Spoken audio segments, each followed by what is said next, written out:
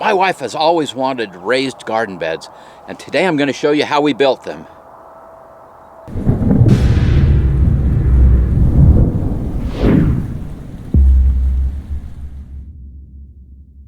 Hi, I'm Jonathan, the Provident Prepper. Today we're going to walk through how we built these 12 garden beds. Now, you may not want to do it on this same scale.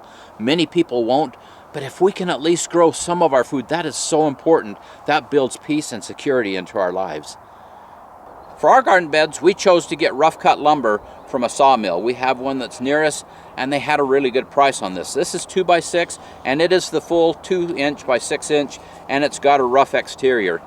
And in many cases, some of the wood is actually a little thicker than that. So it gives it a little bit of a rustic look. It's not going to be all the clean cut, but it works out really well. To preserve this wood, we chose to use eco wood treatment.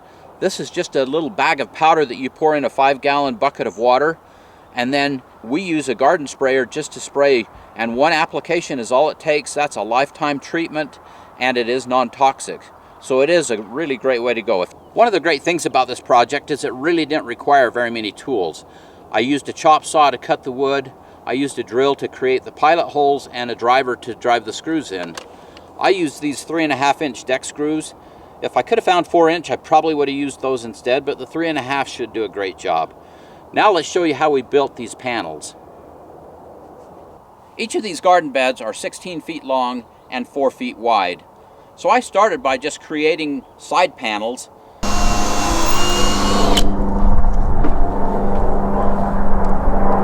And these side panels were heavy enough that 2 people had to haul them.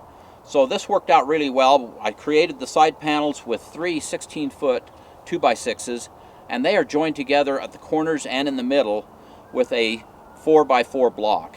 Now these created the sides, then we added the end pieces as we stood these side panels in place. Okay, here you go.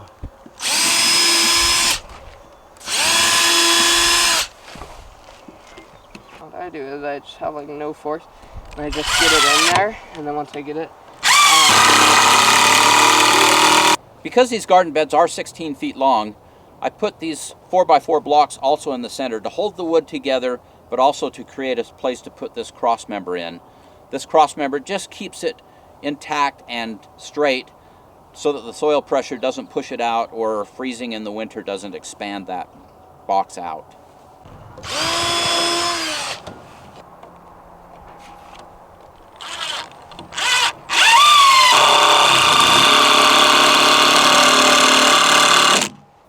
In the bottom of each box, we put this hardware cloth.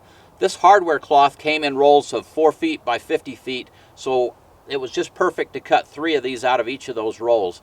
So we put this hardware cloth that will keep the gophers from coming up. We do have a little bit of an issue with gophers here, but this hardware cloth will keep the gophers from being able to come up through. On top of the hardware cloth, we put a thick layer of cardboard. We scrounged cardboard from Costco or wherever we could get it, so that we have that layer that will keep this bindweed from coming up through. Doing it right from the start will help save a lot of time down the road. After we put in the cardboard, we then lined the bottom with logs.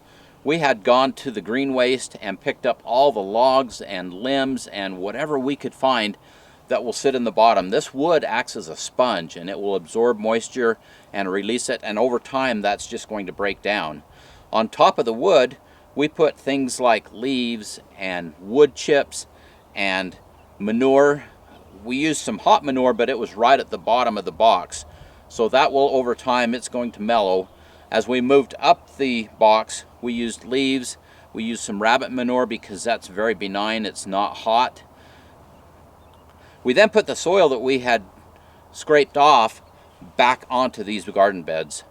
We ended up with a good mix of organic materials that will help these gardens over a long period of time be very healthy. So let me show you the situation here. We have these new garden beds. To the left of me here, we have these hugel beds, but in between is kind of just a no man's land, and there's rough edges here, and it's just really hard to maintain this. So let me show you what we did. We solved this problem by using the same panels that we used for the garden beds to create retaining walls. And we just used T-posts and U-bolts to hold this in place. It has worked out really well. Now you may think that this is way too many T-posts. Each one of these T-posts will have a tomato cage attached to it. So that's why there's so many T-posts. Only 3 in each of these 16-foot panels are used for structural stability. The others are simply used to hold the tomato cages in place. As it turns out, this project was a lot simpler than I thought it would be. You just have to have 2 people when you're doing this, if you're doing these beds this large. Now, if you're doing a short bed, it's not going to be very critical, but with these big beds, we needed 2 people to hold this in place. And one day, we got a little bit careless, and I stood one of these panels on its side and went to walk to the other end to measure the right distance, and that panel tipped over and scraped down my leg, and it tore a pretty good patch of skin off the back of my leg. So just use a little common sense and make sure that you're safe as you do this, but it's really a fairly easy and fun project to do. Each of these garden beds took about 2 hours to build, which when you think about it is a great investment of time.